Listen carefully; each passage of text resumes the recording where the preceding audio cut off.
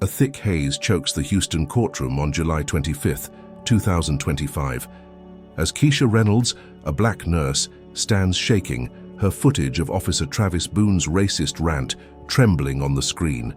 The judge's gavel slams. Charges vanish. Boone smirks free, whispering something dark to his lawyer. Her evidence stuns the room, yet justice slips away. How does he walk? What's his next move? Keisha's life will never recover from this fight.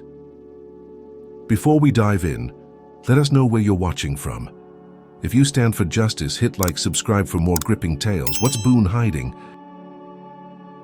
The sun blazed over Houston's Third Ward, a gritty sprawl of cracked sidewalks and faded murals, on a sticky afternoon 3 weeks before the courtroom showdown.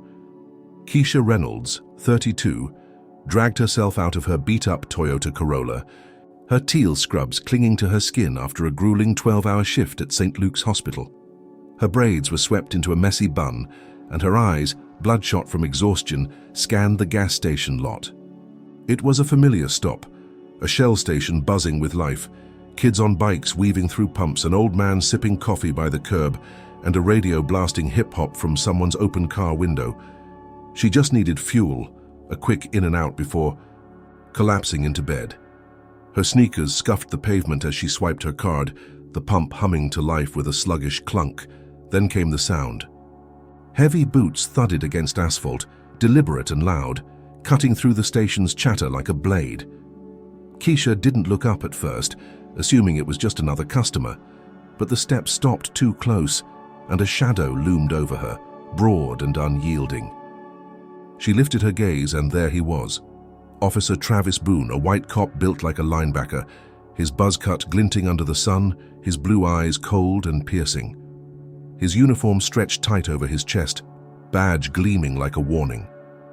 He tilted his head, sizing her up, his lips twitching into something too sharp to call a smile. "You loitering out here?" His voice was gravelly, laced with a drawl that made her stomach twist. Keisha blinked, her hand still on the pump nozzle. "No, sir, I'm just getting gas." Her tone was steady, polite, the kind she'd perfected after years of navigating tense encounters. She'd learned early. Don't give them a reason. Boone stepped closer, his boots inches from her sneakers, his breath hot with the faint tang of tobacco. "Don't look like it. Looks like you're hanging around, causing trouble." He crossed, his arms, his biceps bulging under the sleeves, and glared down at her like she was a stain on his beat. "Trouble?" Keisha's brows furrowed, confusion spiking through her fatigue. She gestured to the pump where the numbers ticked up to $12.47. "I'm paying for my gas. How's that trouble?" He snorted, a harsh sound that made her flinch. "Don't get smart with me, girl. I know your type. That ghetto accent don't fool nobody." His words hit like a slap, the venom in ghetto curling around her throat. Her chest tightened, but she kept her face neutral, refusing to let him see the sting. "I'm not trying to fool anyone," she said, her voice firmer now, though her pulse hammered in her ears. "I'm just heading home after work." Boone's smirk vanished, replaced by a scowl that deepened the lines on his weathered face. "Work, huh? What, flipping burgers?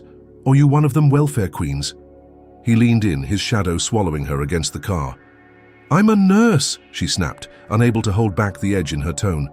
"I save lives. What's your excuse?" The second the words left her mouth, she regretted them. His eyes narrowed to slits, and his hand shot out, slamming her shoulder into the Corolla's dented door. The pump nozzle clattered to the ground, gasoline splattering her shoes. "Watch your mouth," he growled, his fingers digging into her flesh. "You don't talk to me like that." Pain flared through her arm, but Keisha didn't cry out. She couldn't. Not with kids staring from their bikes, the old man gaping over his coffee cup, and a woman in a red sedan rolling down her window to watch. Her body cam, a tiny black device clipped to her scrub top, whirred softly, a habit she'd picked up after a patient's boyfriend harassed her last year. She'd never needed it more than now.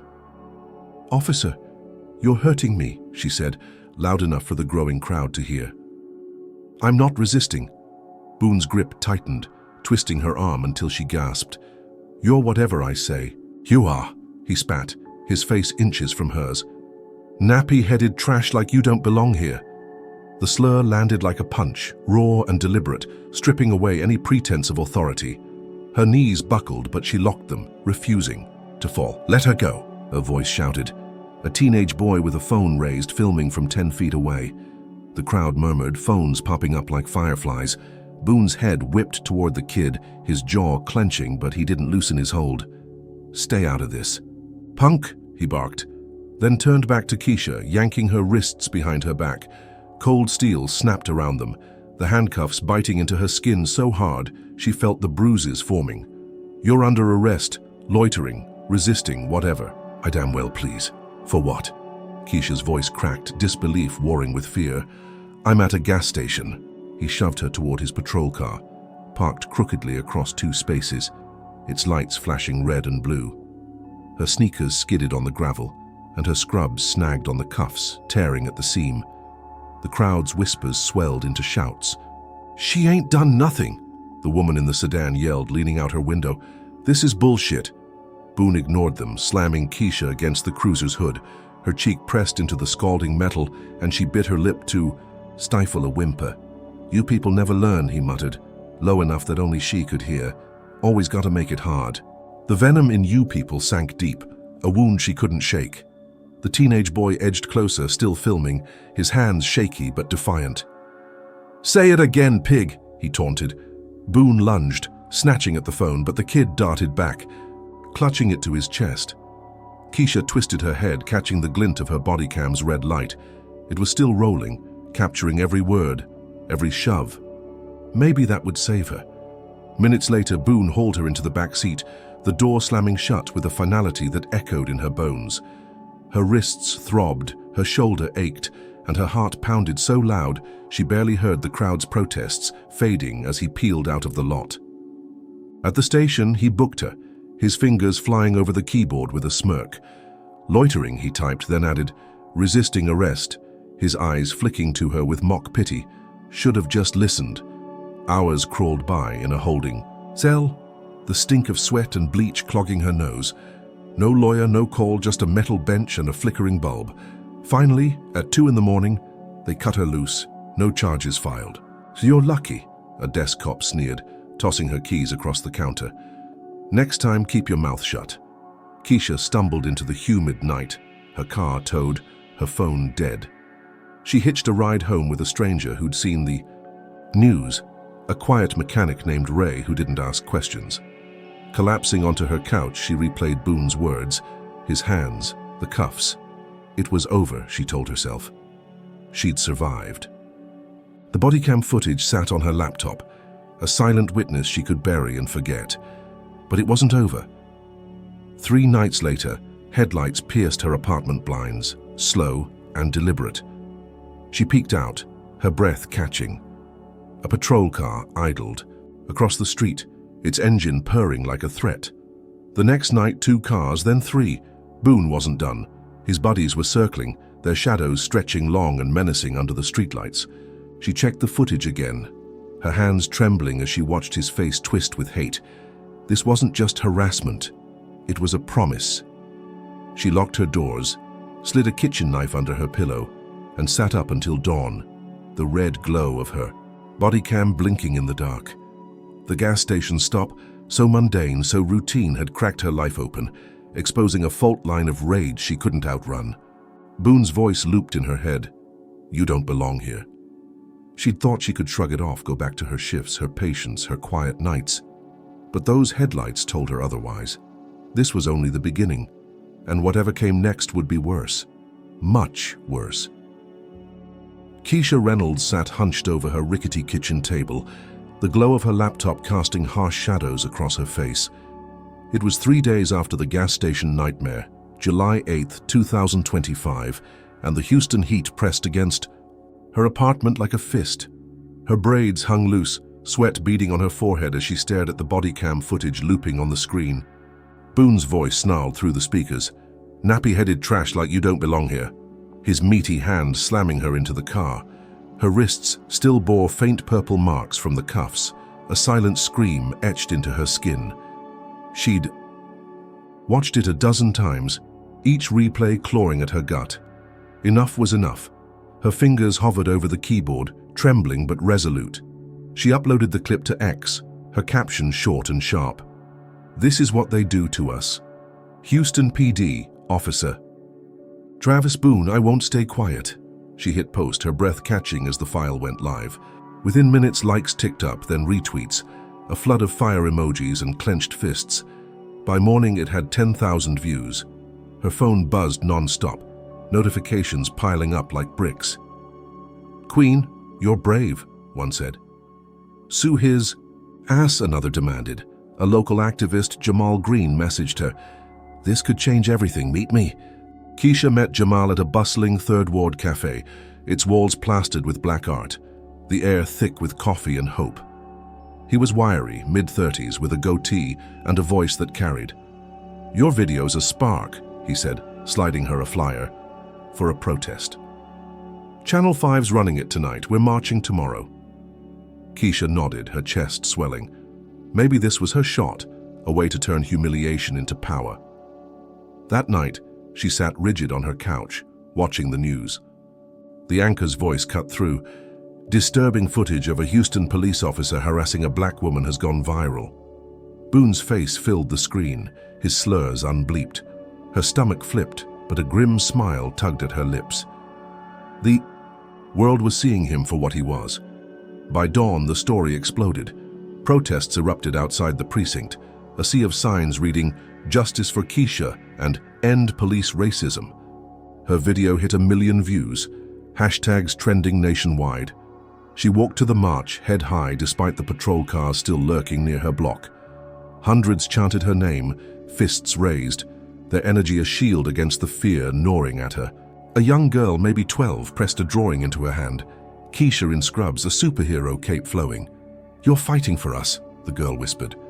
For the first time since Boone's boots crushed the gravel, Keisha felt hope, real and blazing. Then came the counterpunch. That afternoon, Boone strode onto a podium at a press conference, his uniform crisp, his buzz cut gleaming under camera lights. Chief Daniel Hargrove flanked him, a gray-haired wall of authority in a tailored suit. Boone's voice boomed, steady and rehearsed. "On July 5th, I approached Keisha Reynolds for loitering. She became aggressive, lunged at me, and resisted. Arrest! This footage proves it." A grainy clip rolled, bystander shot, showing Keisha stumbling as Boone cuffed her. Edited tight, it looked like she'd swung first.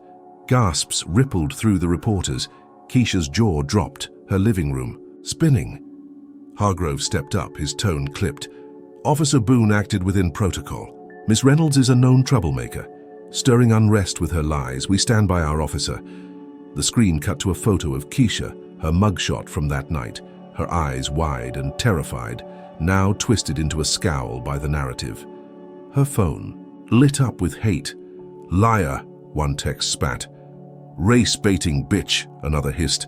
She muted it, her hands shaking, but the damage was done. The hospital called an hour later. Her supervisor, Dr. Patel, sounded clipped, distant. "Keisha, we're suspending you. This public disturbance is disrupting patient care. Stay home until we sort it out." She protested, her voice cracking. "I'm the victim here." "He attacked me," Patel sighed. "It's out of my hands." The board spooked. The line went dead and Keisha sank to the floor, the room closing in. Her job, her lifeline, snatched away because Boone flipped the script. She dragged herself to bed, but sleep wouldn't come. At midnight, a thud jolted her upright. She crept to the window, peering through the blinds. Her heart stopped. Red spray paint glistened on her apartment door, jagged letters spelling "Go back to the jungle" in foot-high scrawl. A rock lay splintered on the mat, glass shards from her porch light glittering like teeth. She stumbled back, her breath shallow, the graffiti searing into her mind. This wasn't just Boone now, this was bigger, uglier, a mob unleashed by his lies. The next morning she scrubbed the paint with bleach, her arms burning, tears mixing with the fumes. Neighbors peeked out, some sympathetic, others cold. Her phone stayed silent. The protest chants faded online. Jamal texted, "They're burying us, don't give up." She replayed her footage, Boone's real words clashing with his fake story. She'd thought exposure would shield her, force accountability. Instead, It painted a target on her back, red and raw. Boone's smirk from the press conference haunted her, his blue eyes promising more. She locked her doors, checked the windows twice, and sat with her laptop, scrolling through the venom online. She staged it, one post sneered. Typical. Thug playing victim, another laughed. Her suspension hit the news, twisted into proof she was unstable. The hospital statement read cold. We prioritize a safe environment. Safe for who, not her. Not now. By nightfall, the patrol cars returned, 3 of them this time, engines rumbling like a pack closing in. She peeked out, her pulse racing. One cop leaned out, his face obscured, but his laugh cut through the glass, sharp and familiar. Boone's crew hunting her still. She clutched her knife, the blade cold against her palm, and watched them circle until dawn. The footage had been her weapon, her truth. Now it was a flare, lighting her up for the wolves. What had she unleashed? Drop a comment with number 1 if you think Keisha's fight is worth it, even when the system turns on her. Hit that like button if you're raging at Boone's lies, and subscribe to catch how deep this corruption runs. How far will Keisha push when hope's this thin? What's Boone planning behind that smirk? Stick around because this storm's just breaking. Keisha Reynolds sat in a cramped office on the edge of Houston's 3rd Ward, the air thick with the scent of stale coffee and old paper. It was July 12th, 2025, 4 days after her footage went viral, and Boone's lies turned her life into a battlefield. The graffiti still stained her door, a ghost of red paint she couldn't fully erase, and the patrol car's nightly prowls kept her awake, knife in hand. She needed a fighter, someone to claw back her dignity. Marcus Tate was that man, or so she hoped. He leaned across his cluttered desk, a black lawyer in his late 30s, sharp in a pinstripe suit, his goatee framing a confident grin. His walls boasted framed victories, newspaper clippings of won cases, a photo of him shaking hands with a senator. "Keisha, we've got Boone by the throat," he said, tapping her laptop where the body cam footage looped silently.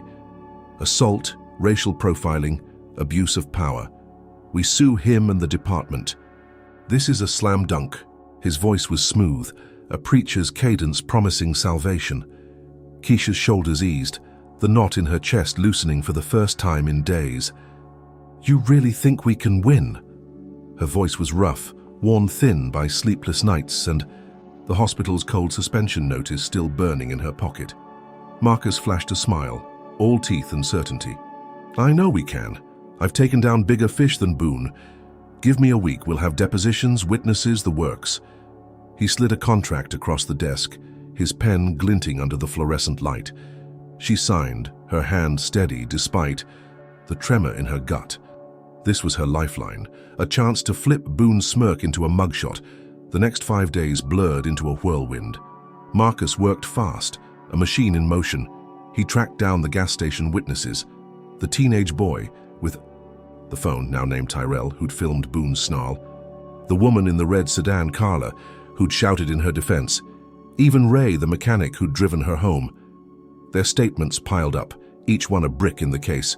Marcus dug into Boone's past, unearthing 3 prior complaints of excessive force, all buried by the department.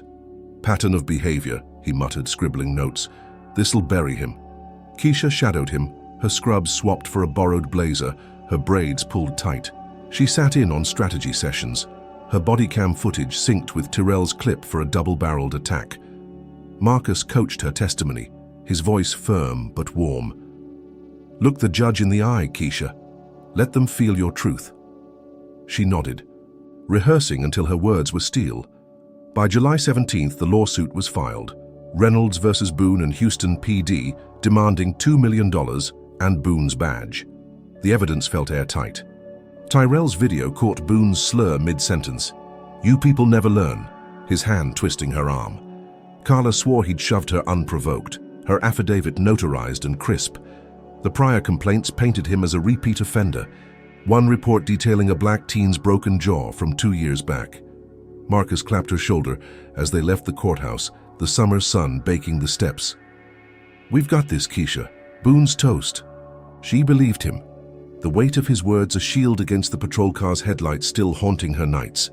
2 days later, July 19th, she waited at Marcus's office for an update on discovery, the phase where Boone's side would cough up their files.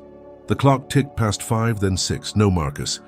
She called, her stomach twisting as it rang out. By 7, panic clawed her chest. She grabbed her keys, drove to a dive bar he'd mentioned once, a hunch gnawing at her.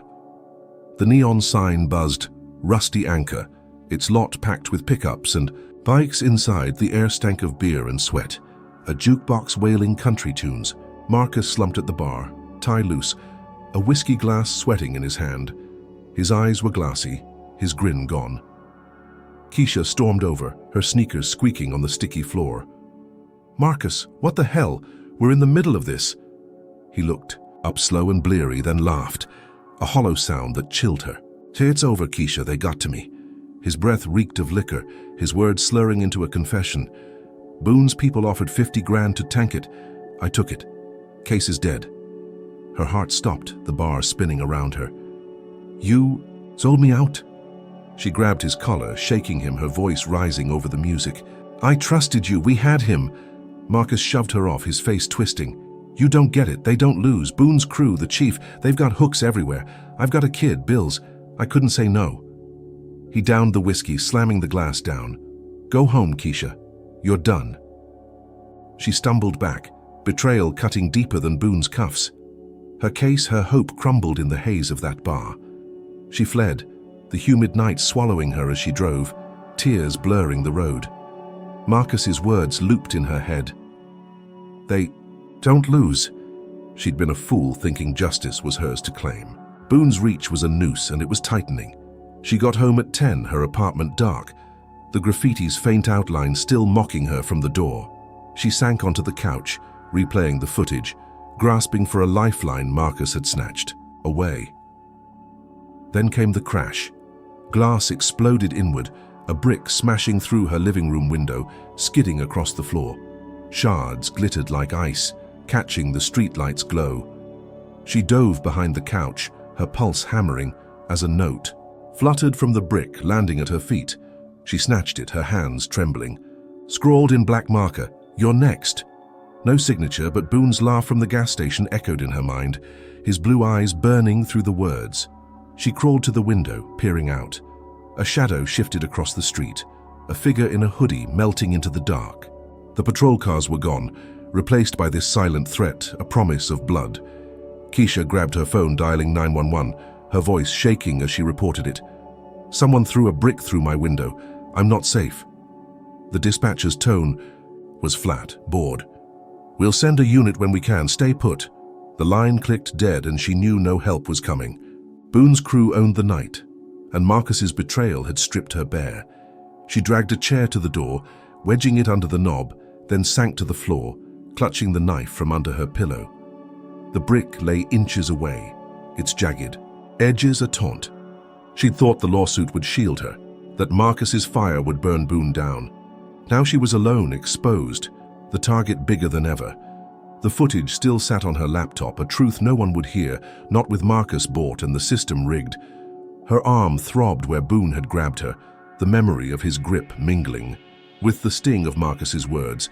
She'd trusted the wrong man and it cost her everything. The note's threat pulsed in her skull. "You're next." Next for what? A beating? Worse. She stared at the shattered window, the humid air seeping in, carrying the faint rumble of an engine. They were out there, watching, waiting. The clock ticked toward midnight, each second a hammer on her nerves. She replayed the gas station, the protests, Marcus's promises, all crashing into this moment. Her job was gone, her allies turned, and Boone's shadow loomed larger than ever. She'd lit a match with that video, thinking it would burn him. Instead, it torched her world and the flames were closing in.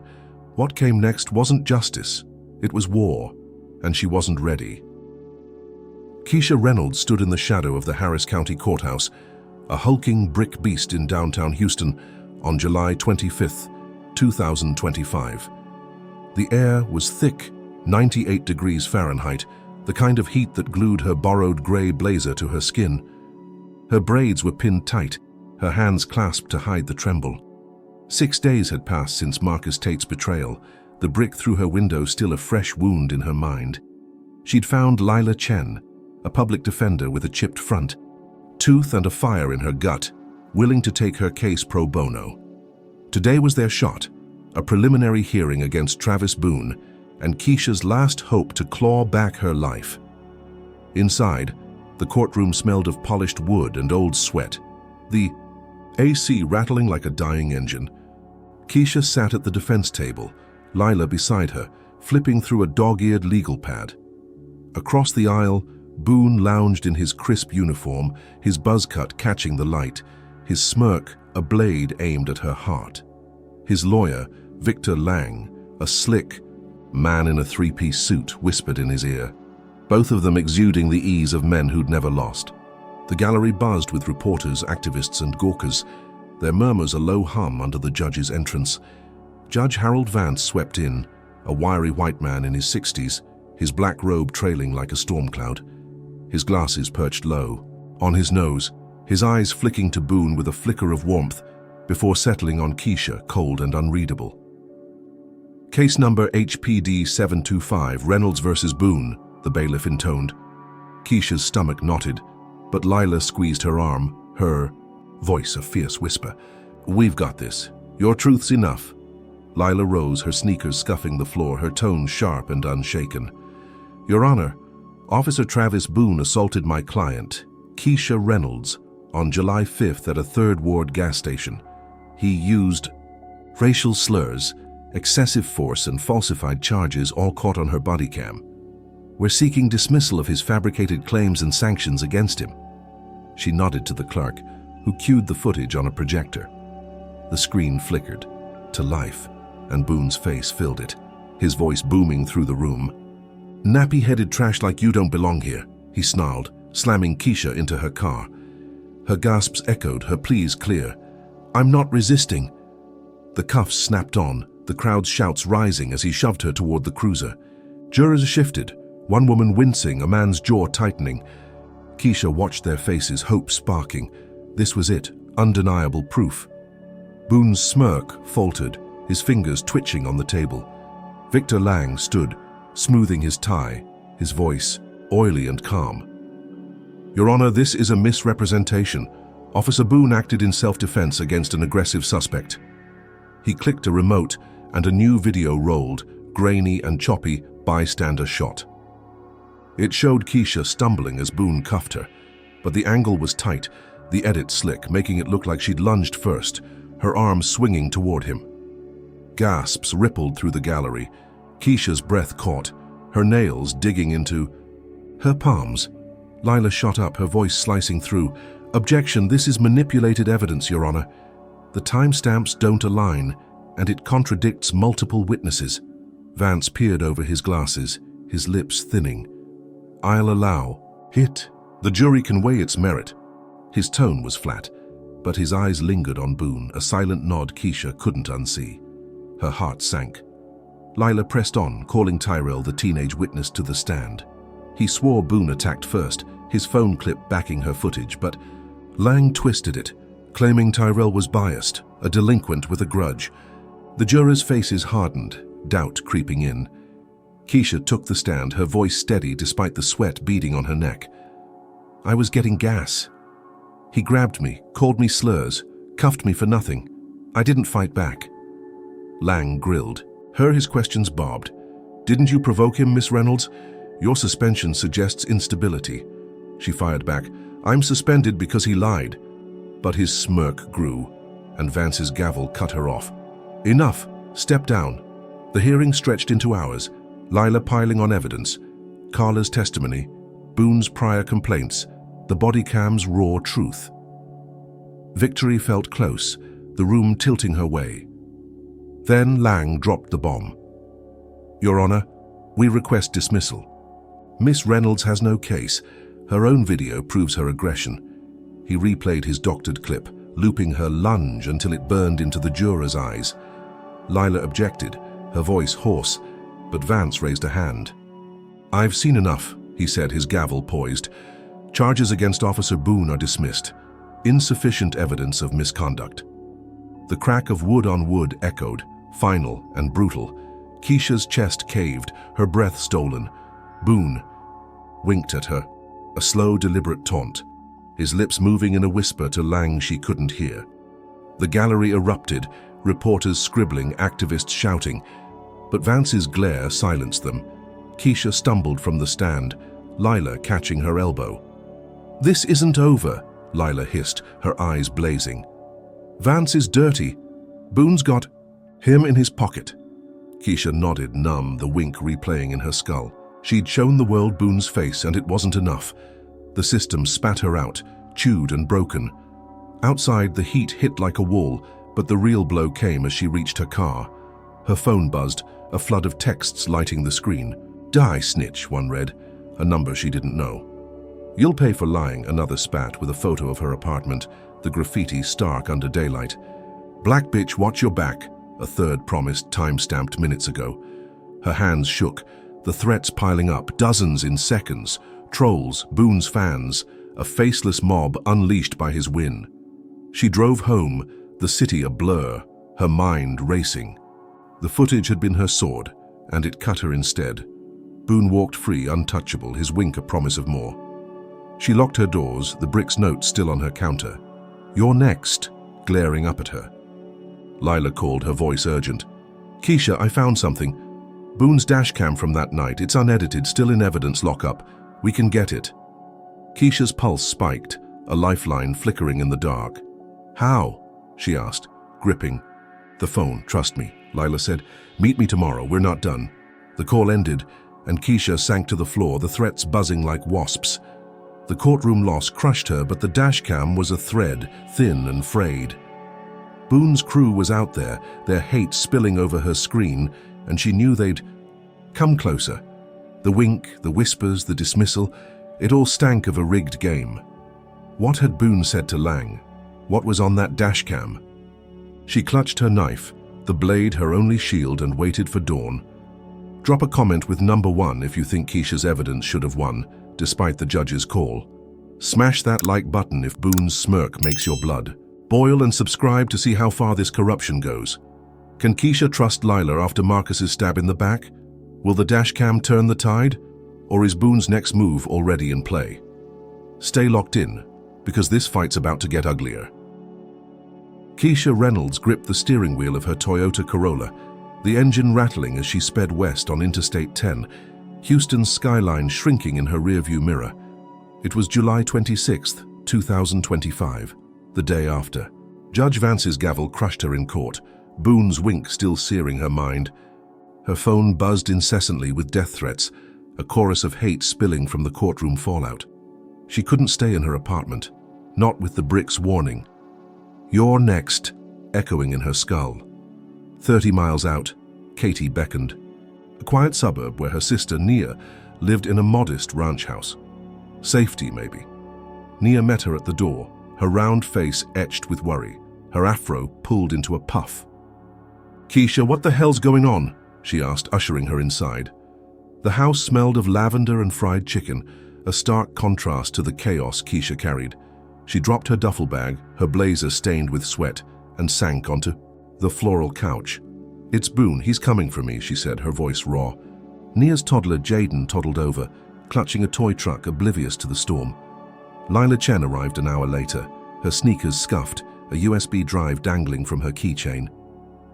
"Got it," she said, her chipped tooth flashing in a grim smile. "Boone's dashcam from the gas station, unedited. Took some favors, but it's gold." They crowded around Nia's kitchen table, the laptop humming as Lila plugged in the drive. The screen lit up, Boone's cruiser interior stark in green night vision. His voice crackled, smug and unfiltered. "Another one down. Teach her to mouth off." The footage rolled, showing him shoving Keisha, his slurs sharper than ever. "Filthy. Hape, stay in your cage." No lunge, no resistance, just raw brutality. Keisha's chest swelled, a fierce grin breaking through her exhaustion. "This is it, Lila. He lied in court, and this proves it." Nia squeezed her hand, her eyes wide. "You're gonna nail him," she whispered. Lila nodded, already typing notes. "We file an appeal tomorrow, federal level. This'll blow." Vance's ruling apart, For a moment, victory felt tangible, a lifeline in the dark. Keisha imagined Boone's smirk wiped clean, his badge stripped, the world seeing her truth. The clock hit 10. Jaden asleep upstairs, the house settling into a fragile calm. Keisha sipped tea, the mug warming her bruised hands, when the lights flickered. A low rumble shook the windows, not thunder but engines heavy and close. Nia peeked through the blinds, her gasp sharp. "Keisha, get down!" She hit the floor as the front door exploded inward, wood splintering across the carpet. 3 masked men stormed in, black hoodies swallowing their faces, boots pounding the hardwood. One wielded a baseball bat, another a crowbar, the third a glinting knife. "Where's the bitch?" the Batman growled, his voice muffled but dripping venom. Keisha scrambled behind the couch, Nia diving beside her, their breaths ragged. Lila lunged for her bag, but the crowbar swung, cracking her shoulder. She crumpled, groaning, blood seeping through her shirt. "Found you," the knife man snarled, spotting Keisha. He yanked her up by her braids, the blade flashing as he pressed it to her throat. "Thought you'd snitch and walk away?" His breath stank of beer, his grip iron. Nia screamed, clawing at his legs, but the bat crashed down, slamming her skull into the floor. She went limp, blood pooling under her head, a sickening red bloom. Keisha's world tilted, terror and rage warring in her chest. The crowbar man snatched the USB from the table, tossing it into a metal bucket. He doused it with lighter fluid, a match flaring in his gloved hand.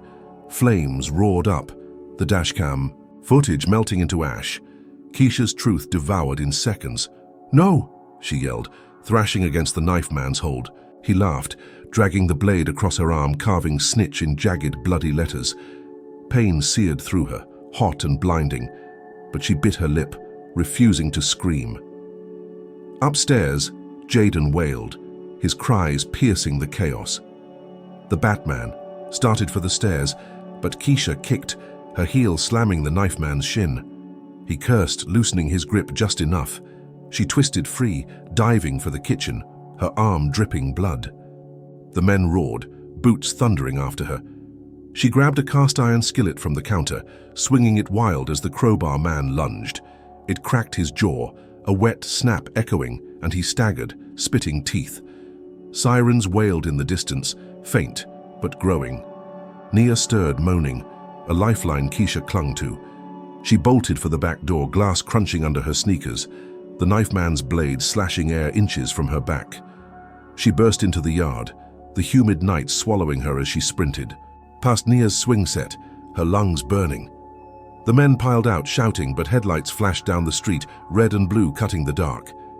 Keisha ducked behind a shed, her arm throbbing, blood soaking her sleeve. The attackers froze as a patrol car screeched up, not Boone's but close enough to spook them. "Let's go!" the Batman barked, and they vanished into the shadows, engines revving as they peeled away. Keisha slumped, her vision blurring, the skillet clattering to the grass.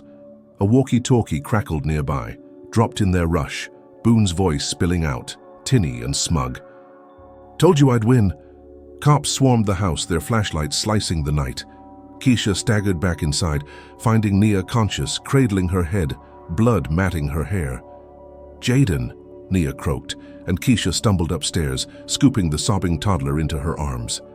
Lila sat up, clutching her shoulder, her face pale but fierce. "They got the USB," she rasped, "but we're alive." Paramedics arrived, red lights pulsing through the shattered living room. They stitched Keisha's arm, the word snitch, a raw oozing scar, each letter a taunt from Boone. Nia's concussion was mild, Jaden unharmed but clinging to her leg. The cops took statements, their questions clipped, their eyes sliding past the walkie-talkie Keisha handed over. "We'll look into it," one muttered, but his tone was hollow, a lie she'd heard before. They left at dawn, the house a wreck, furniture splintered, walls scorched where the bucket had tipped.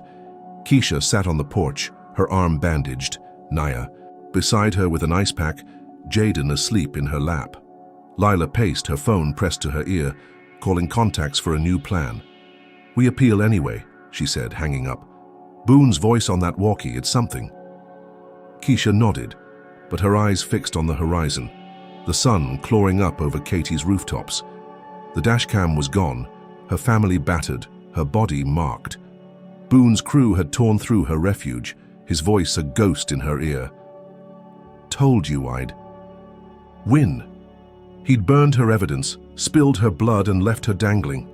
The sirens had saved her, but they wouldn't next time. She'd thought the courtroom was rock bottom, but this was deeper, darker, a pit she couldn't climb out of alone. Naya gripped her hand, her voice trembling. You can't keep doing this, Keisha. They'll kill you. Keisha looked at her sister, then at the scar on her arm, the letters a permanent brand. They already tried, she said, her voice steel. I'm not stopping. Boone had taken her job, her peace, her hope, and now her family's safety. Whatever came next, she'd face it bleeding but standing. The fight wasn't over, it was just uglier. Keisha Reynolds sat on a cracked vinyl chair in the green room of Houston's KTRK Channel 13, her bandaged arm throbbing under a borrowed Navy sweater. It was July 28, 2025, 2 days after Boone's masked crew torched her hope and carved snitch into her flesh at Naya's house in Katy. Her sister's bruised face and Jaden's terrified wails haunted her, but Lila Chen's call had dragged her here. Go public, Lila urged over the phone, her voice still rough from her own beating. The walkie-talkie, Boone's voice, it's all we've got left. Keisha agreed, her jaw tight, the scar a burning reminder of what she'd lost. The A. Studio buzzed, a hive of cables and lights, the air sharp with hairspray and coffee. A producer with a clipboard ushered her to the set, where anchor Lisa Vega waited, her sleek bob framing a practiced smile. Keisha's braids were swept back, her hands clasped to hide the tremble. The makeup artist had caked foundation over her hollow cheeks, but the exhaustion bled through, her eyes red from sleepless nights. 5 minutes, the producer barked, and Keisha nodded, clutching the walkie-talkie like a grenade. The lights blazed, the camera's red eye blinking alive. Lisa's voice cut through, smooth and urgent. Tonight, an exclusive with Keisha. Reynolds, the nurse whose viral footage exposed Officer Travis Boone's brutality, only to face a courtroom loss and now a violent attack. Keisha, tell us what happened. Keisha leaned into the mic, her voice steady despite the ache in her bones. 2 nights ago, Boone's crew broke into my sister's house. They beat her, burned my evidence, cut me. This, she held up the walkie-talkie, caught his voice gloating. He's not done with me. The footage rolled, grainy stills from Nia's security cam showing masked figures storming in, flames licking the bucket, Keisha's bloodied arm. Lisa's eyes widened, a rare crack in her polish. This is chilling. What's your next step? Keisha's gaze hardened. I'm begging the city to investigate. Boone's a monster and they're letting him hunt me. The broadcast ended, her plea echoing into millions of homes. By morning, Houston erupted. Protests flared outside city. Hall, a tide of voices chanting, "Jail Boone now." Signs bobbed in the July heat. Protect Keisha. End the cover-up. Her phone lit up with support, strangers texting, "You're our hero," and "Don't back down." Mayor Sylvia Ortiz, a stern woman with silver-streaked hair, faced cameras at noon, her podium flanked by flags. "We're launching a full inquiry into Officer Boone's actions," she declared, her voice clipped. "No one's above the law." Keisha watched from Naya's couch, Jaden napping beside her, a flicker of triumph warming her chest. She'd turned the tide, or so she thought. Then the trap sprang. At 6 that evening, Channel 13 aired a breaking update. Lisa's tone shifted, grave and loaded. New documents obtained by this station raise questions about Keisha Reynolds' claims. The screen flashed a scan of hospital. Records stamped St. Luke's, alleging Keisha had a history of delusions and violent outbursts. A grainy photo showed her in scrubs, wild-eyed, captioned, "Unstable." Keisha's jaw dropped, Naya gasping beside her. "That's faker," Keisha yelled, her voice bouncing off the walls. The anchor pressed on. "Sources close to Officer Boone suggest these records explain her behavior at the gas station and beyond. We reached out to Houston PD, who declined comment." The protests faltered online, #splitting. Believe Keisha versus Keisha lies. Her phone buzzed with venom again, "Crazy bitch," and "Stop wasting our time," drowning out the support. Keisha scrolled, her hands shaking. the mayor's promise fading into static. Boone had struck back, his lie a sledgehammer to her credibility. She called Lila, her voice cracking. "How'd he do this? I've never been unstable." Lila's reply was grim. "Forged records. Boone's got pulled, probably bribed someone at St. Luke's. We're dead in the water unless we counter fast." Keisha hung up, her mind racing. The hospital suspension, the courtroom loss, now this, each blow sharper, deeper. She'd thought the broadcast would shield her, force accountability. Instead, it painted her as a lunatic. Boone's victim turned. Villain night fell. The air sticky as Keisha checked into a motel on Houston's outskirts, a dingy spot with peeling paint and a flickering neon sign. Nia and Jaden stayed with a cousin, too shaken to risk another attack. Keisha locked the door, the walkie-talkie on the nightstand, Boone's taunt looping in her head. "Told you I'd win." She paced, her sneakers scuffing the stained carpet. When headlights sliced through the blinds, she peeked out, her pulse spiking. 3 patrol cars idled in the lot, their engines purring, headlights pinning her room like a spotlight. One cop stepped out, his silhouette broad, his laugh a jagged echo of Boone's. He didn't approach, just stood, watching, a predator sizing up prey. Keisha's breath hitched, her knife useless against this. They circled slow, tires crunching, gravel, a dance of menace that lasted hours. She sat against the wall, knees up, eyes locked on the window, until dawn broke their vigil. They peeled away, leaving her hollow, hunted. Lila arrived at 8, her shoulder still bandaged, a fire in her eyes. "We're not done," she said, tossing a crumpled note on the bed. A tip came in. "Check his locker. Someone's leaking." From the inside, Keisha stared at the scrawl, her scar itching under the gauze. "Boone's?" she asked, hope flickering. Lila nodded. "Could be a trap, but it's a lead. We move tonight." Keisha clutched the note, the motel's stale air pressing in. The broadcast had been her stand, a flare of defiance that rallied. The city. Now it was ash, her name smeared, Boone's crew closing in. The mayor's words rang hollow, the protests a fading echo. She'd thought she'd turned the fight, forced the world to see. Instead, Boone twisted it, his lie a noose, tightening around her throat. Those headlights, that laugh, they promised more blood. The locker tip was a thread, thin and dangerous, but it was all she had left. Drop a comment with number 1 if you think Keisha's courage deserves a real win, not this rigged mess. Hit that like button if Boone's dirty tricks make you sick, and subscribe to catch her next move against this monster. Can she trust this mysterious tip after all the betrayal? Will Boone's crew let her breathe, or is the next hit already loaded? Stick with us, because this nightmare's about to twist harder. Keisha Reynolds crouched in the back seat of Lila Chen's battered Honda Civic, the night cloaking Houston, in a humid shroud on July 29, 2025. Her bandaged arm ached, the snitch scar a pulsing wound under gauze, but her eyes burned with focus. It was just past midnight, the precinct looming ahead, a squat concrete fortress in the 3rd Ward's heart. Lila parked 2 blocks away, her chipped tooth glinting as she whispered, "Boone's locker, that's our target." The tip, "Check his locker," scrawled on a motel napkin, was their last thread. A gamble after the broadcast's betrayal and the patrol car's midnight dance.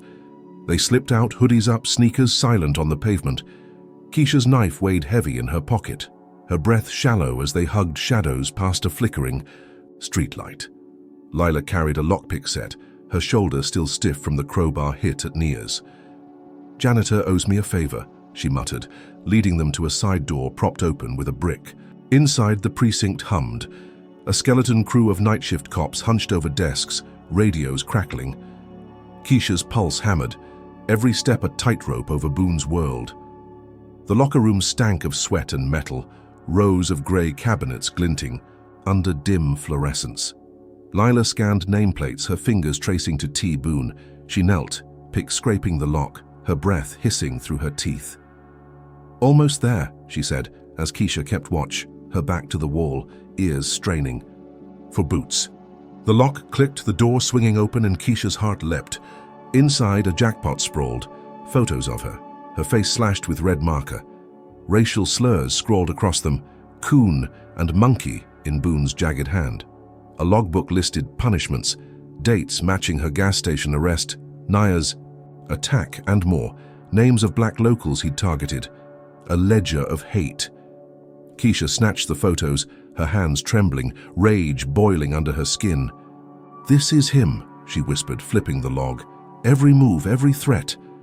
Lila stuffed the book in her bag, her eyes wide. "Enough to bury him and half the precinct. Let's go." They turned, victory buzzing, when a shadow loomed in the doorway.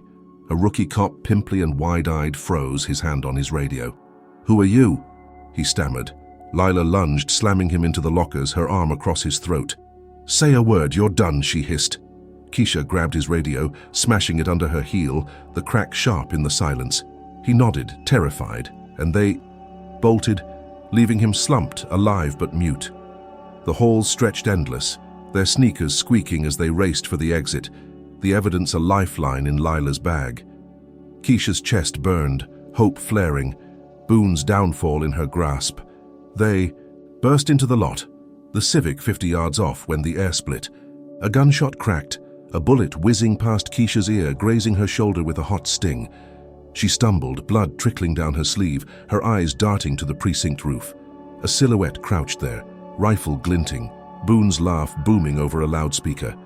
"Keep running, rat!" Another shot punched the asphalt at her feet, sparks flying as she dove behind a dumpster, Lila skidding beside her. Keisha's shoulder screamed, the graze shallow but raw, her hoodie torn. "He knew," she gasped, peering out. Boone's voice taunted again. "You'll never win."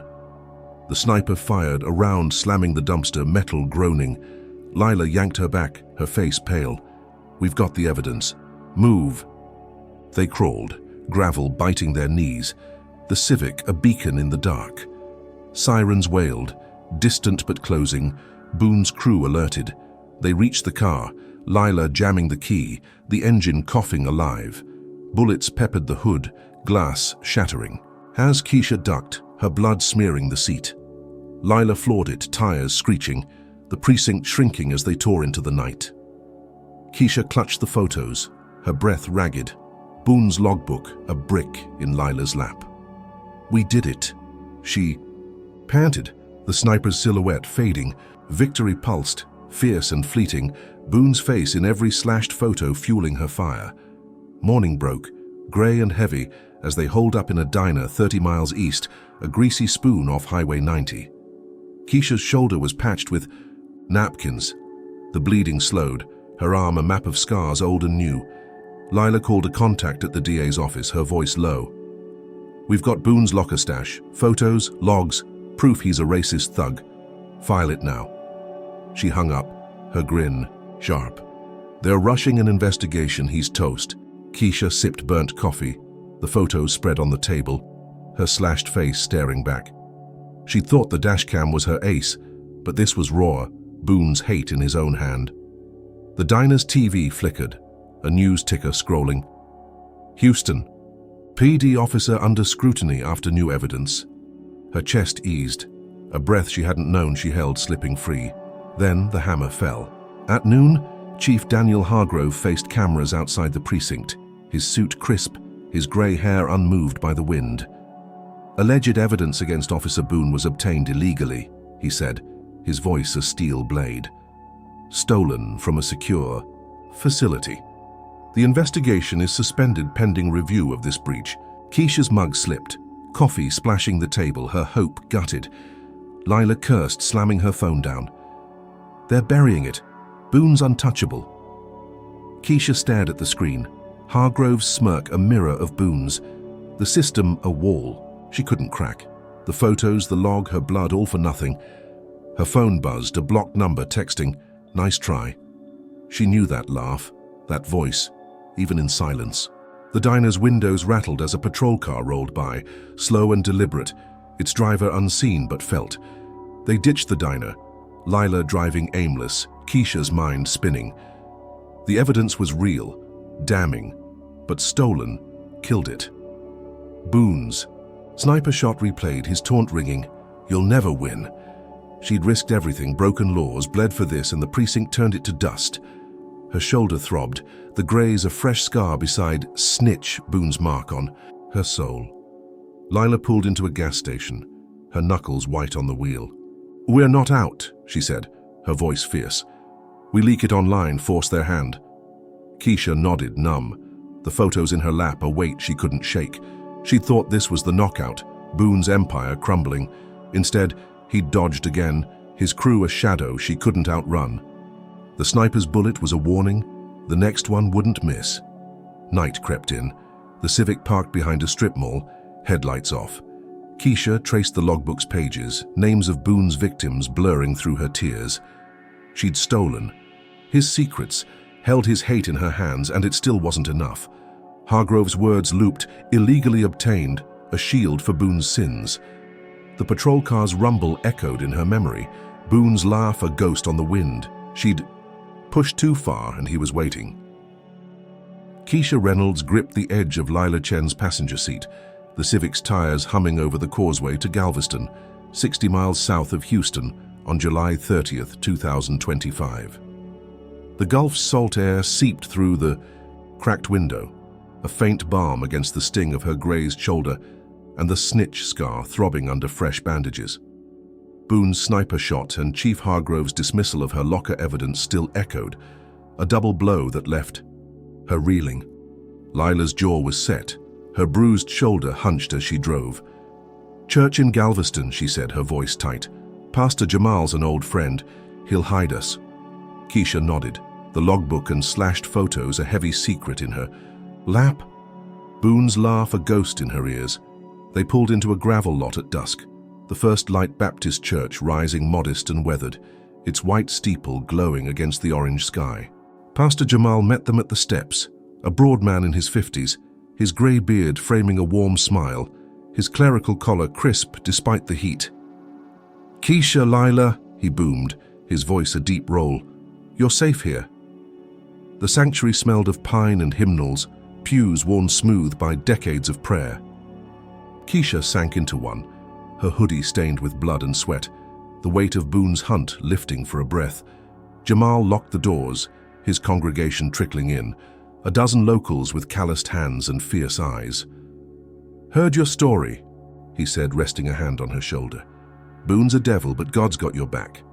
They formed a circle around her, Lila too, their murmurs a shield. "We stand with you."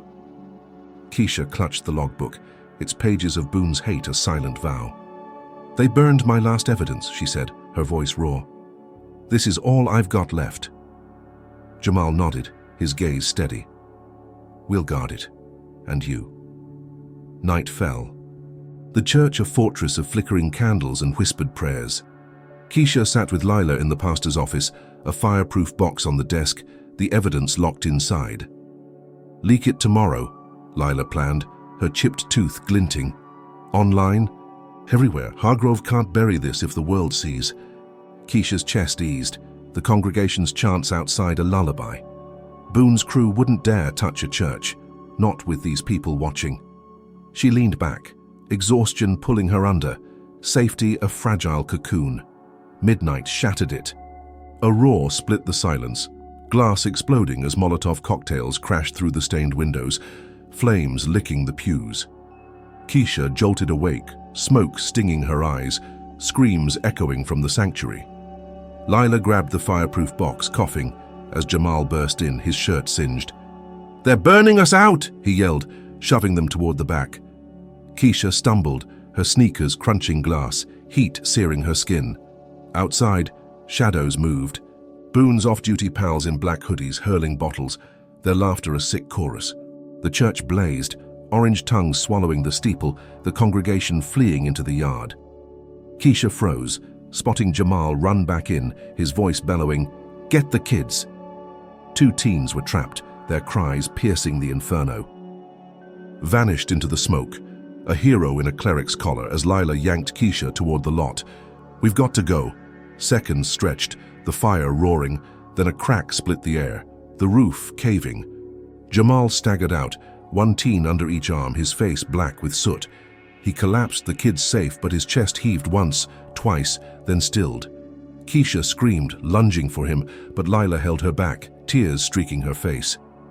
"He's gone, Keisha," the congregation wailed, their sanctuary ash, Jamal's body a sacrifice to Boone's wrath.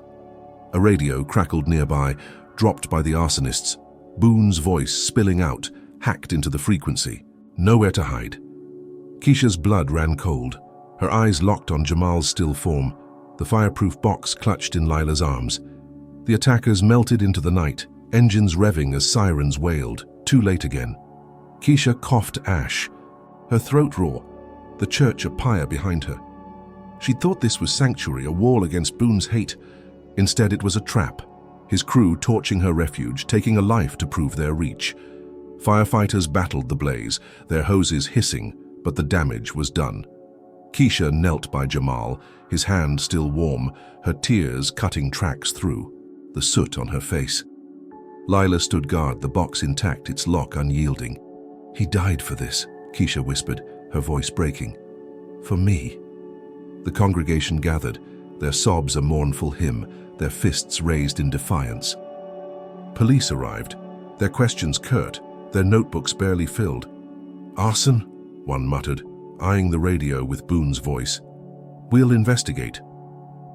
Keisha didn't believe them. Not after Hargrove's dismissal, not with Boone's. Laugh still ringing. She rose, her legs shaking, the scar on her arm a brand of survival. Lila handed her the box, its weight a promise. "We leak it now," she said, her voice steel. "For Jamal." They fled in the Civic, Galveston's streets blurring past, the church's embers fading in the mirror. Keisha clutched the evidence, her mind a storm of grief and rage. Boone had burned her haven, killed a man who'd sheltered her, all to silence her truth. She'd thought the congregation's faith would hold, that Jamal's strength would shield her. Now he was gone, and she was running again, the box her last weapon, Boone's shadow longer than ever. Drop a comment with number 1 if you think Jamal's sacrifice should have stopped Boone cold. Slam that like button if this arson's got you furious at his crew, and subscribe to see Keisha's next stand. Can she honor Jamal's death with this evidence, or is Boone's fire just the start? Stay tuned, because this battle's turning deadly. Keisha Reynolds stood in a sterile hotel room in downtown Houston, the curtains drawn tight against the July 31st, 2025 dawn. Her reflection in the cracked mirror showed a woman carved by war. Braids frayed, eyes sunken, the snitch scar glaring red under her sleeve, the sniper's graze a fresh welt on her shoulder. Pastor Jamal's death in the Galveston church fire burned in her chest, his last breath a weight she carried. Lila Chen paced behind her, the fireproof box open on the bed. Boone's slashed photos and hate-filled logbook spread like a confession. "CNN's waiting," Lila said, her voice hoarse. "We're going national." They'd leaked the evidence. Online at midnight, X lighting up with the images. Keisha's face slashed with coon, Boone's log listing his punishments. By morning it was everywhere. Hashtags like Mashma Boone is over trending, protests flaring from Los Angeles to New York. CNN called at 6, demanding an exclusive. Keisha showered, the hot water stinging her wounds, and pulled on a borrowed black blazer, her hands trembling as she pinned her braids. This was her shot, Jamal's sacrifice her fuel. The studio was a fortress of glass and steel, cameras humming as Keisha sat under blinding lights, anchor Maya Torres across from her, her dark eyes sharp with empathy. "Keisha Reynolds, you've become a symbol of resistance," Maya began, her voice steady. "Tell us about Officer Travis Boone." Keisha leaned in, her throat raw, but her words iron. "He attacked me, burned my evidence, killed a pastor who sheltered me. This," she held up a photo, her slashed face glaring, "is his truth. He's a racist with a badge and Houston PD protects him." The logbook flashed on screen, Boone's handwriting damning, dates, names, slurs.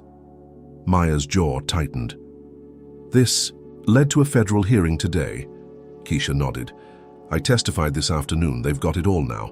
The hearing had been a blur, a sterile room in the federal courthouse. Lila by her side, senators grilling her. She'd laid out the gas station, the courtroom, the arson, Boone's voice on the walkie-talkie, a chilling echo. The evidence sat. Heavy on the table, photos and logs a silent scream. At 4, the ruling came. Boone suspended pending investigation. Cheers erupted online, a fleeting win Keisha felt in her bones. By nightfall, protests swelled nationwide. Houston's streets, clogged with marchers, chants of justice for Keisha shaking the air. CNN looped her interview, the logbook's pages dissected by pundits. She watched from the hotel, Lila beside her, a pizza box untouched on the table. "We did it," Lila said, her chipped tooth flashing in a rare grin. "He's off the streets." Keisha's chest eased, Jamal's face flickering in her mind. Suspension wasn't enough, but it was a crack in Boone's armor. Then the world exploded. At 10, a blast rocked the motel across town where Keisha had stashed her things, a fireball, lighting the sky 30 miles away. She'd moved to the hotel for safety, 2 cops assigned to guard her old room after the sniper scare. The TV cut to breaking news, Maya's voice trembling. A bomb detonated at the Lone Star Motel, killing 2 Houston PD officers. Sources link it to Keisha Reynolds' case. Keisha's breath stopped, the room spinning as footage showed flames licking the motel's charred skeleton, debris raining like ash. Lila grabbed the remote, her face pale. "No way this is random." Keisha's phone buzzed, a blocked number. Texting, "This is war." Then Boone's voice hit the airwaves, a pirate broadcast hacking the feed. "She's a terrorist," he snarled, his drawl thick. "Her lies got good men killed. Houston's bleeding because of her." The screen flickered back to Maya, her composure cracking. "Police are investigating possible retaliation by Boone's supporters." Keisha sank to the bed, the logbook slipping from her lap. The protests shifted, some marchers turning, signs flipping to Keisha's fault. Online, Keisha kills trended, her face plastered beside the burning motel, a villain in Boone's script. "They're blaming me," she whispered, her voice hollow. Lila gripped her shoulder, her eyes fierce. "He planted this, we fight back." Police swarmed the hotel by 11, their boots pounding the hall, radios crackling. A detective, wiry man with a buzz cut, banged on the door. "Reynolds, open up!" Keisha complied, her hands raised, the cop's glare cutting through her. "You're not under arrest, but you're a person of interest. Stay put." He left, his parting, shot a sneer. "Your mess got our boys killed."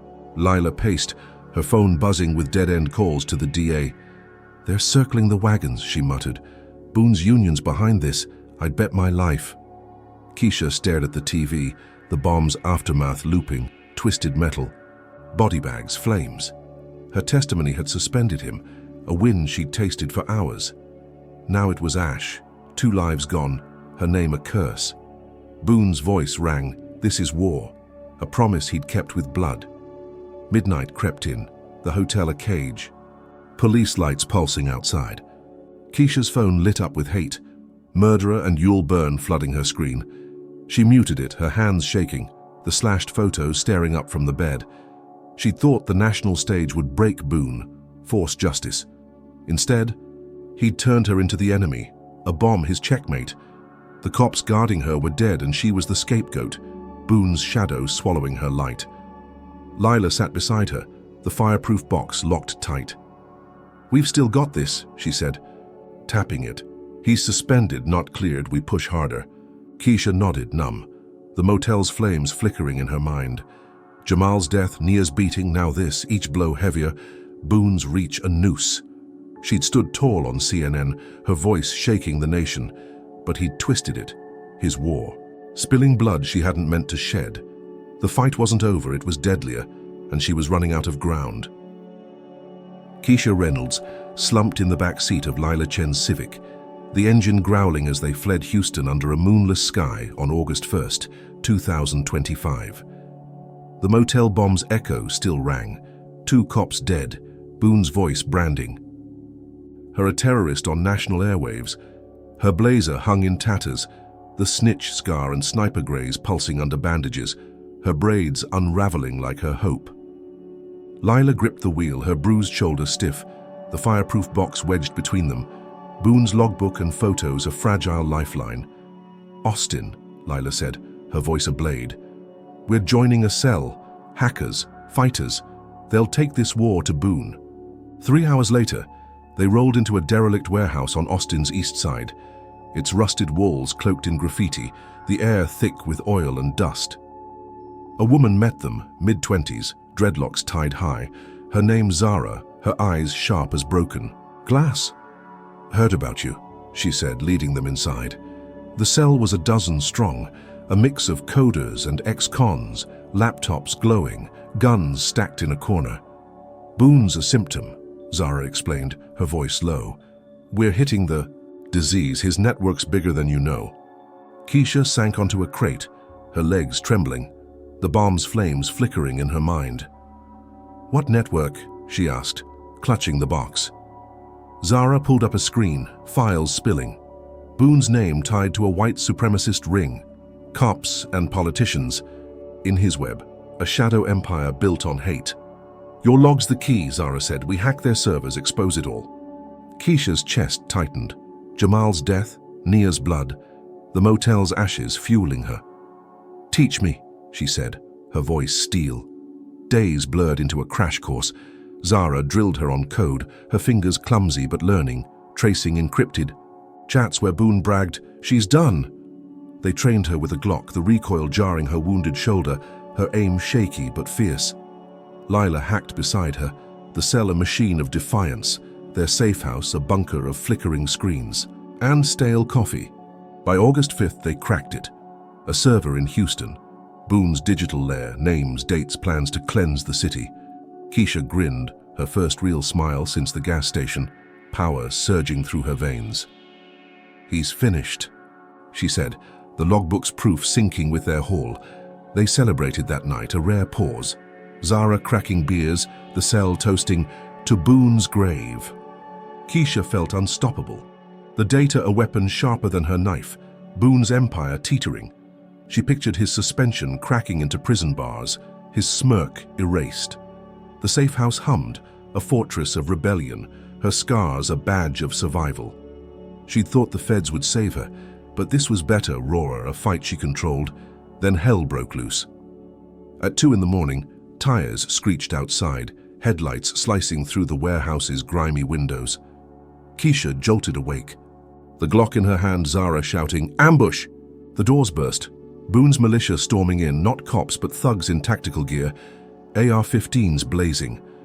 Bullets shredded the walls, laptops exploding in sparks, the cells scattering. Keisha dove behind a steel drum, her heart pounding, Lila beside, her clutching the box. Zara fired back, her shots precise, dropping 2 men in black vests, their blood pooling on the concrete. "They tracked us," she yelled as a grenade rolled in, blasting a crater 10 feet away. Shrapnel tore Keisha's leg, a hot shard embedding deep, blood soaking her jeans. She bit back a scream, dragging herself up, the Glock trembling in her grip. Half the cell fell, bodies crumpling, their defiance snuffed in seconds. A giant in a skull mask loomed, Boone's voice roaring from a megaphone outside. "You're nothing." The man swung a machete, slicing Zara's arm, her gun clattering. As she fell, alive but bleeding, Keisha fired, the bullet grazing his neck, his roar shaking the air. Lila yanked her toward a back exit, the box banging her hip, smoke choking their lungs. "The evidence!" Keisha gasped, but the giant turned, tossing a Molotov into their gear. Flames roared, the server drives melting, the logbook's pages curling black as Lila shoved the box into Keisha's arms. "Run!" she screamed, shoving her through the door. Keisha stumbled into the alley, her legs screaming, blood trailing as she crawled, the warehouse a pyre behind her. Boone's militia swarmed, their boots pounding, but the fire bought her seconds, their shouts lost in the blaze. She dragged herself to a dumpster, collapsing behind it. The box clutched tight, her breath ragged. Sirens wailed, distant, useless, as the warehouse burned, Zara's fate unknown. Lila's shadow lost in the chaos. Keisha's leg pulsed, the shrapnel a jagged intruder, her shoulder and arm scars a chorus of pain. Boone's voice looped. "You're nothing," a taunt that drowned her triumph. The hacked files, her training, the cell's fight, all ash now, half her team dead. The evidence in her hands, the only survivor. She'd thought she'd built an army, a blade to cut Boone's roots. Instead, he'd butchered it, his militia, a storm she couldn't outrun. Dawn crept in, grey and merciless, the warehouse smouldering, cops cordoning it off, their radios crackling lies. Keisha limped to a payphone 2 blocks away, her jeans stiff with blood, the box a lead weight. She dialed Lila's burner, praying, but static answered, her ally gone or hiding. Boone's megaphone taunt rang, his network intact, her rebellion, gutted. She'd pushed too far, too fast, and he'd crushed her, leaving bodies in his wake. The fight wasn't over, but she was broken, bleeding, alone again. Keisha Reynolds limped through the humid dawn of August 6th, 2025, her leg a throbbing mess of blood and shrapnel from the Austin warehouse massacre. The fireproof box banged against her hip, Boone's slashed photos and logbook inside. The last gasp of her fight after the cell slaughter. Her jeans were stiff with gore, the snitch scar and sniper graze screaming under bandages, her braids a tangled snarl. She ditched the Civic miles back, too hot after the ambush, and now staggered into a quiet library on Austin's south side, its glass doors a beacon in the grey light.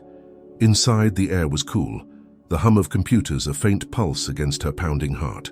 She sank into a chair at a public terminal, her leg oozing onto the floor, the box clutched tight.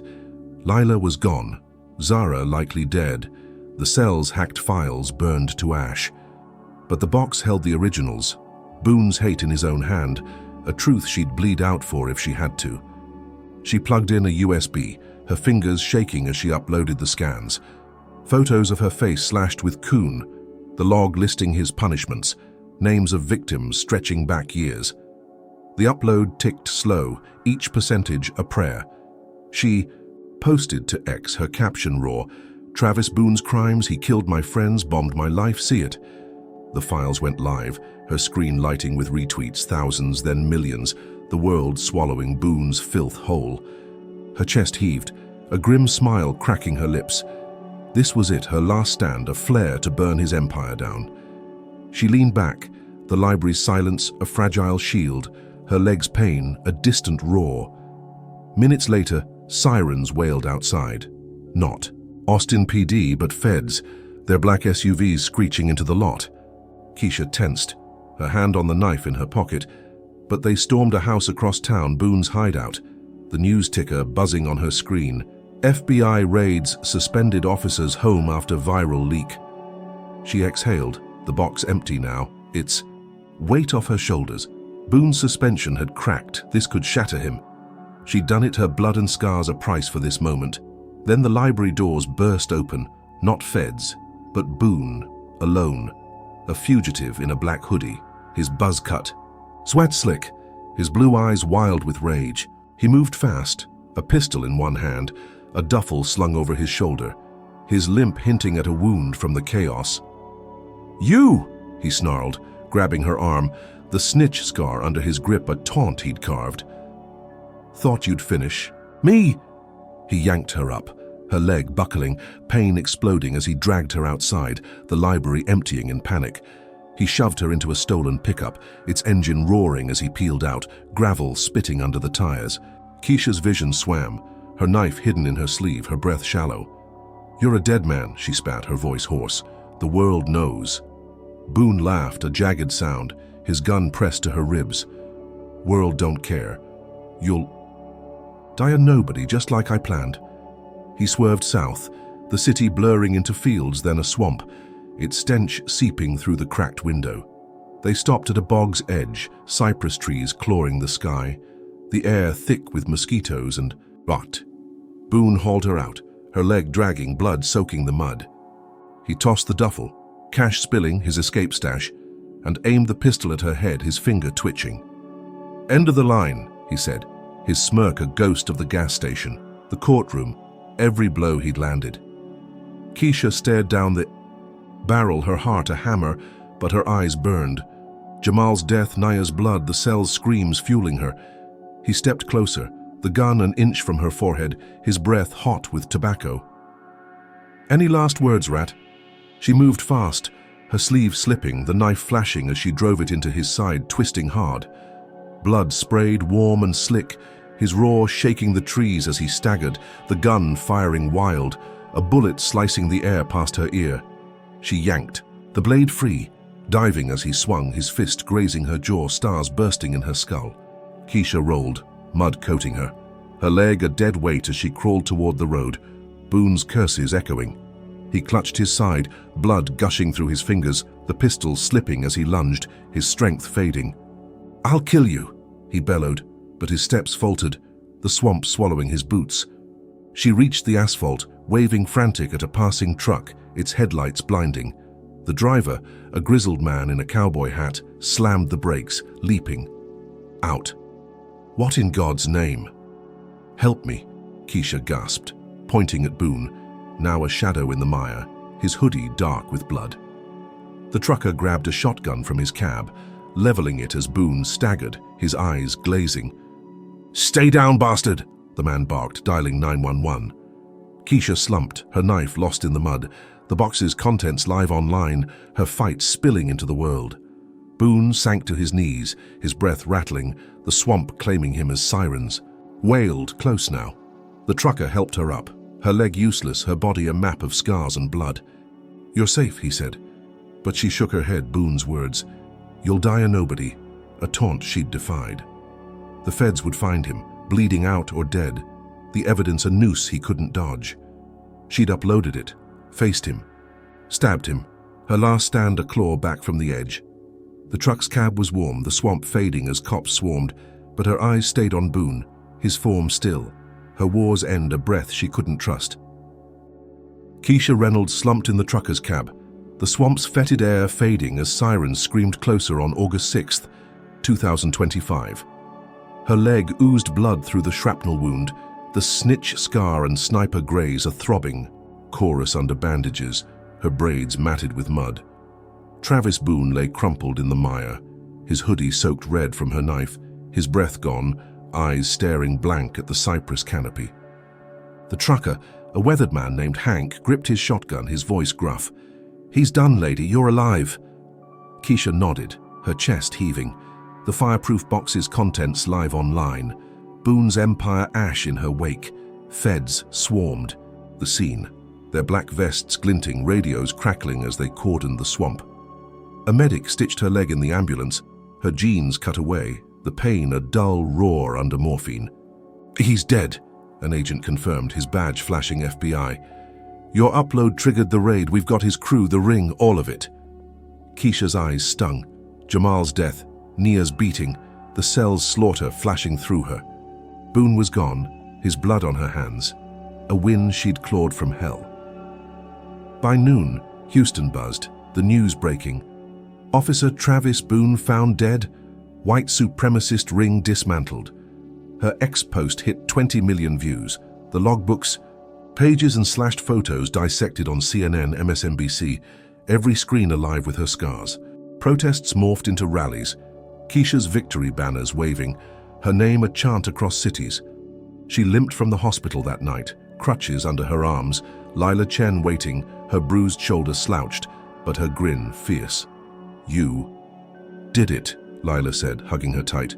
"He's dust." Weeks rolled, August bleeding into September, Keisha a reluctant hero. She spoke at rallies, her voice raw but steady, the crutches a prop as her leg healed. "This isn't just my fight," she told a Houston crowd, thousands strong, their fists raised. "It's ours, Boone's gone, but the system's still rotten." Cheers roared, her scarred arm a banner, the snitch letters a badge of defiance. The feds rounded up his network, 10 cops, 3 councilmen, a dozen thugs, all tied to the log, her truth a wrecking ball. She moved back to 3rd Ward, a new apartment, the graffiti long scrubbed, Nia and Jaden safe with her.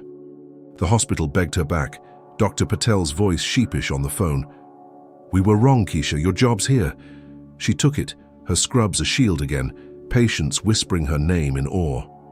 Lila pushed a civil suit, the city settling, for $5 million, a public apology from Mayor Ortiz pinned to every newsstand. Keisha donated half to Jamal's church, rebuilt stronger, its steeple a tribute to his sacrifice. October hit, the air crisp, her legs steady, the crutches gone. She stood at a podium in Dallas, a national conference on police reform, her blazer crisp, her braids swept high. "Justice isn't a gift," she said, her voice booming over the mic. "It's a fight. I bled for it, and I'll keep bleeding, if I have to." The crowd rose, their applause a wave, her face on screen scarred and unbowed, a symbol carved from pain. Then the twist struck. That night back in Houston, Lila burst into her apartment, her face pale, a USB in her fist. "Listen to this," she said, plugging it into Keisha's laptop. A grainy audio crackled, Judge Harold Vance's voice, the man who'd dismissed Boone's case, slurring over a phone. "Boone was a pawn," he said, his tone thick with whiskey. "The real players paid me to bury it. They're still out. They're bigger than him." A second voice, muffled, laughed. "She thinks she won." Keisha's blood froze, her victory souring. "Vance?" she whispered, the courtroom's gavel echoing, Boone's wink replaying. Lila nodded, her chipped tooth biting her lip. "Leaked from an insider. He's alive hiding, but this proves it's deeper. A cabal, Keisha, racist as hell, pulling strings." The audio looped, Vance's confession a bomb in her gut. Boone was dead, his ring cracked, but he'd been a tool, a loud dog on a leash, held by shadows she hadn't touched. She sat, the room spinning, Nia cooking in the kitchen, Jaden's laughter a faint balm. "I killed him for nothing," she asked, her voice breaking. Lila gripped her hand, fierce. "No, you exposed him, cracked the shell. This is the next fight." Keisha stared at the screen, Vance's words a noose tightening. She'd thought, Boone was the head, his death the end. Now he was a foot soldier, the real beast lurking, untouched, laughing. The next day she faced a rally in 3rd Ward, her scarred face filling screens. The crowd hushed.